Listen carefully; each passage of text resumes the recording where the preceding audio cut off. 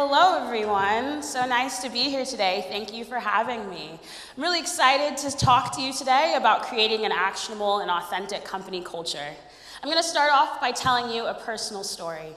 Earlier this year, I was actively interviewing across Silicon Valley for event management roles. And during that process, I met a number of different teams. One team, we'll call them Green Software. I actually met them at a march for Martin Luther King Jr. Day. And I really enjoyed the company. I enjoyed the conversations I had with their staff and was really excited to apply for a role that was there. After applying and passing the first couple rounds of interviews, I was invited on site. I had my interview one morning on a Monday. It was pretty early, and the team was kind enough to offer me breakfast, which they serve to their team members every day. I noted the kind gesture, but I was too nervous to eat, and so I drank my water and my tea, and waited for the recruiter. When the recruiter picked me up, I went on a walk and an office tour around and saw all of the employees sharing laughs over coffee and breakfast, standing at their standing desks, and bonding before they really got into their work for the day. The one thing I didn't see was anyone who looked like me. I took another mental note and proceeded on to the interview room. Once I was in the interview room, I was interviewed by the team, which was 4 women and honestly quite homogeneous. And so with that, I wanted to ask some questions about inclusion and diversity and how they were incorporating that into their events. They all responded by saying that they were aiming to have 50% female representation amongst their speakers and panelists at the events that they host. The last interviewer even did mention that they had not yet achieved this goal and were hoping that I could come in to solve this problem. I took another mental note and proceeded on with the interviews. Another question that I asked every interviewer was, how was the work-life balance? They all answered some version of, we work hard and we play hard, which I took to mean, we don't have any balance. Took another mental note, and I exited the interviews at the end, feeling a bit discouraged, like I was there as a token hire or a token interviewer, and that they weren't quite sure what they were looking for. I share this experience to talk about how important candidate experience is in hiring the right people. If that experience had been a little bit different, I may be here today representing Green Software and not Twilio. So, today we're going to spend our time together talking about candidate experience, perks and benefits, and employer branding, and how we can use these 3 items to build more inclusive teams that are representative of your company culture. So let's start with candidate experience. We all know that candidate experience is far more than interviews. It is everything from when a candidate hits apply now to when they receive that job offer and start on that first day, or when they unfortunately get a rejection. It is everything from the email communications to the phone calls, everything from what they see on the website to social media blog posts. And it's very important that all of these communication methods are reflective of your company culture and who you want to hire. And so one thing that I want to emphasize today is that the average candidate spends 2.8 hours interviewing. That's just 2.8 hours to not only sell the candidate on your company and to sell them on this culture that you're inviting them into, but also to have them believe in you, have them meet the team, and really be sold on the role and the culture that they're coming into. And with this, we need to maximize the amount of time that we have with our candidates outside of these 2.8 hours. And so when you're building your candidate experience, it's first helpful to create talent pool segmentations. So similar to marketing, where you create customer segmentations, you want to go through, evaluate who is interviewing at your company, and how you can group them in buckets of similar motivations. For example, are they located in the same geography? Are we looking at their different demographics or the different fields that they're interviewing for? Are we looking at perhaps the type of employee that they are? Maybe they're full-time or part-time, or they're coming in for an internship or a new graduate opportunity. Once you have those segmentations, you then can build more targeted communications. So at a former employer, I was responsible for both of these things, evaluating the groups of candidates that we had, as well as revamping our communications to match their motivations. An example of this is that we found that students were far more likely to ask questions about housing stipends, perks and benefits, and compensation. They're applying for internships, they're still in college, so obviously money and housing are important to them. And while they're looking at competing offers, it was important for our company to be able to sell them on what we were offering. So rather than waiting for them to come to us with questions, we actually included all of this information in the emails that we sent to them when confirming their interviews. Additionally, for engineers who were going through technical interviews, we got a lot of questions about how to prep for the interview, what it would be like, what they need to study. And so again, anticipating these questions and wanting to build a more sustainable and custom experience, we included a blog post that was written by a senior engineer in the email communications to these folks that were going through the technical interviews. And that was really helpful, so they felt like they were supported, they felt like they were welcome, and they felt like we really did want them to succeed in the interviews. And that's what the candidate experience is about. Awesome. So, I do want to take a second to also talk about ways that you can surprise and delight your candidates. Surprise and delight may be a term that you've heard, maybe not, but basically it's a way to offer something that they weren't really expecting, something that can continue your brand messaging long outside of the 2.8 hours you have in front of them. And so also at this company, I was in charge of revamping this surprise and delight to ensure that it aligned with our company goals and our company culture. At this company, sustainability and environmentally friendly options was hugely important. And one thing that we found in our candidate surveys was that people really appreciated these handwritten note cards that every person who came on site received. They each got a note that thanked them for their time, thanked them for coming in today, and was signed by the recruiter and the hiring manager. However, that's a lot of paper. When you're at a company that has 5,000 people and is interviewing 3 times, 4 times that many, you're wasting a lot of trees. And so we did some research and found a more sustainable option, which was a recycled paper option that actually had seeds inside. So after they read the note card, they left the interview that day and they went home, they could actually plant that note card in their garden and a flower would grow.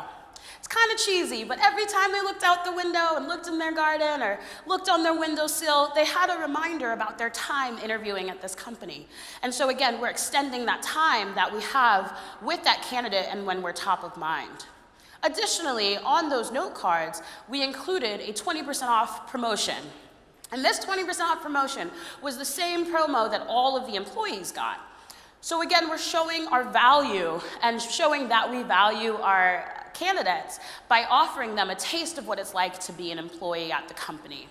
And so for candidate experience, I challenge you to evaluate what your company believes in, what your company culture is, and what the values are, and how to bring that to life through your targeted communications as well as your surprise and delight of your candidates.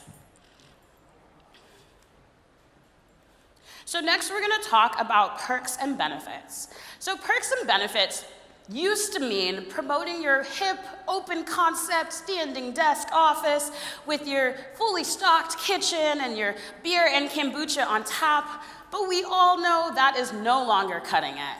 And it's important to be able to offer perks and benefits that not only attract and retain your employees, but attract passive candidates and attract a more diverse and inclusive workforce. And so when we're evaluating perks and benefits, we want to make sure that we are aiming these packages towards the motivations of our candidates. Studies show that baby boomers were most motivated by total compensation when selecting where to work. And we know that millennials have shifted this and are more focused on learning and development opportunities through trainings and different development programs, as well as flexible hours. So, with knowing their motivations, we can aim these perks and benefits packages directly at the folks that we want to come in and to continue our company culture. As we all know, company culture starts with the leadership, but always trickles down through the team members that we hire, so it's really important that we're getting the right people in the door. And I'll give you an example of how this can manifest in real life. Let's say we have Susie. Susie just got back from parental leave. She has a newborn at home, and she also wants to be competitive for the promotion that's coming up next quarter. And in order to do so, she has to travel to close a client in another state or another country. And Susie also wants to be home to breastfeed her child. She has a newborn and is very much so wants to provide for her family. If Susie worked for a company that offered a benefit that allowed her to pump while she was traveling and ship back home the breast milk under the cost of the company without her having to pay anything out of pocket, it not only shows that that company cares about her as a person, recognizes that she's a working mother, but it shows that she can balance her work and her personal life. And that's exactly what perks and benefits are. They show that you care about the well-being of your employees. And so another example would be if we had another person, let's name him Tim. And Tim had a series of medical issues that made it challenging for him to be in the office from 9 to 5. If Tim worked at a flexible working environment where he could go to his doctor's appointments as needed during the day, but still complete his work in the time that he is allotted, then he would be more likely to be loyal to that company, to be retained for longer, and to invite more people into the space, because we also know that half the battle is employees' word of mouth about the reputation of the company. So it's really important that we make sure that we are offering inclusive benefits to not just show that we care about employees when they're in the building, but show that we care about them outside of the building as well. And studies show that companies with a highly inclusive culture, I'm going to read some facts, have 2.3 times more cash flow per employee. They're 120% more likely to hit their financial goals, and they also see 1.4 times more revenue.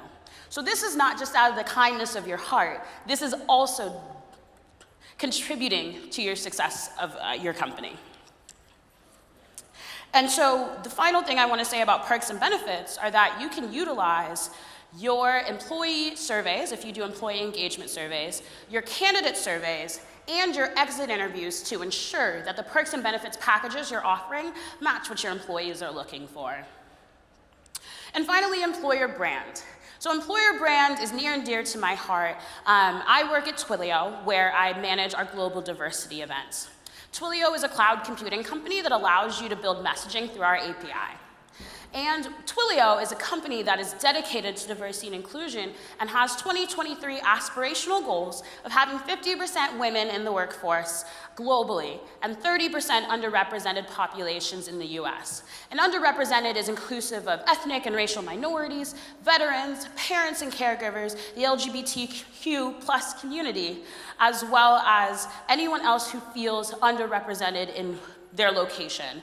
And so it's important that our employer brand and that those aspirational goals are reflected in everything that we do. And so my role is to build memorable experiences to ensure that everyone knows about these goals, knows about Twilio as a company, and showcases the great work that we're doing. And so I want to show you just a quick clip about some of the work that we're doing through Twilio After Hours.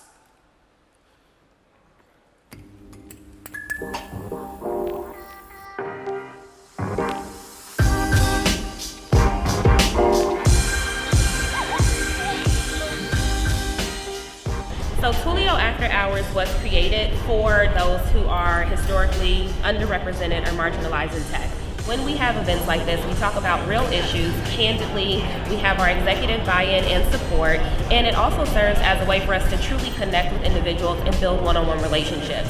I'm Jeff Lawson, CEO and co-founder of Twilio.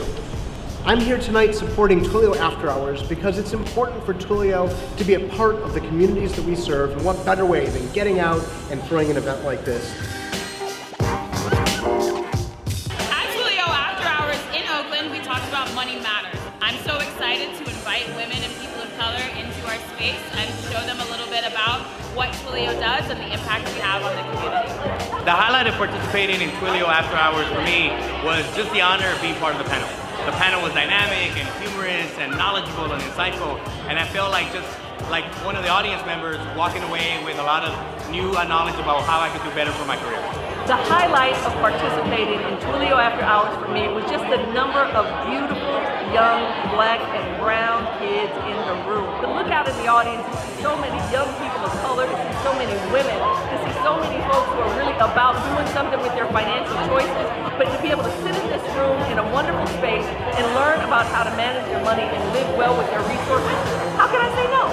Well, I've been coming to Twilio After Hours since I moved to the Bay 3 years ago, and they've been so amazing. All of the panels, I've learned so much, and I just love supporting Twilio events.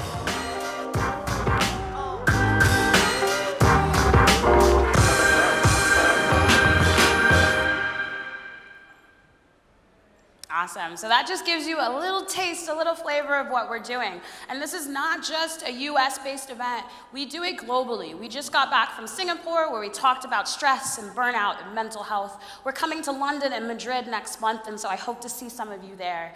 And so I leave this with you to challenge you to bring your company culture to life through your candidate experience and inclusive perks and benefits program, as well as your employer brand. Thank you so much.